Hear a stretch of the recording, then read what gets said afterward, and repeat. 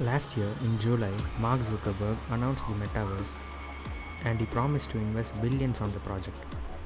He even changed Facebook to Meta. Not only Facebook, but many tech giants like Apple, Google, Microsoft, Disney all are investing huge amount of money into Metaverse. But why? What is the Metaverse? Let's find out. Now imagine you miss your friend staying abroad and you would like to call him. What are the ways you could reach him? Text, voice call, or maybe video call in the best possible way. What if I say you could invite your friend over, have a party, enjoy some games, and have a great time instantly, all by looking at each other? I mean, in person. But how? That's what the metaverse claims to do.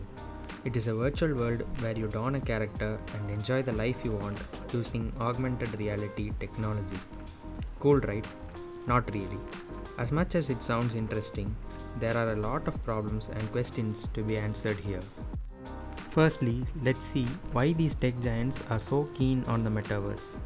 Obviously, money. A lot of money. Wondering how? First, these services will be given to the user for free. And once a large population of users are into the metaverse, they'll introduce premium in app purchases, like the ones in games where you need to pay for premium skins and whatnot. Also, there are already a lot of land going on sale in the metaverse. Funny, right? But that's not all. You will eventually have to pay for everything on the metaverse, like entering a mall, buying a car, a new shoe, and everything else that you would like to own on the metaverse.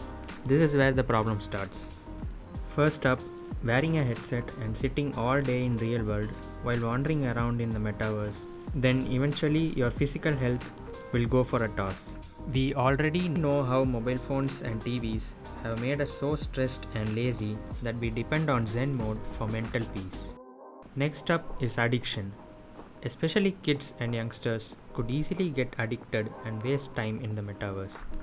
Already parents are finding it quite difficult to get the mobile phones off them, and then this. High chances are there for many users to forget reality and get lost in the metaverse completely like some drug. Another big issue is there are already complaints arising stating abusals and threats against female avatars in the metaverse. Oh, come on. And metaverse developers have already stated that providing security by monitoring every avatar in the metaverse is practically impossible. So when it comes to safety and privacy, 0 points. Finally, metaverse is not reality. Underline that. Remember in Avatar movie when Jake is paralyzed in real world but he lived his dream of walking, running all through his avatar. That's what metaverse could be. Great at times, but nothing comes closer to having lunch with your family, playing football with your friends, or socializing with our loved ones. Nothing can replace reality. So, like every other tech that is coming up, Metaverse has also got the capability to add many innovations to our life. Like the best doctor in Europe performing a complicated surgery using AR to someone in a remote village on another part of the world. Education sector could get to the next level using virtual meetings and classes. The list goes on. But the negatives are currently way too much that it easily outweighs the positives.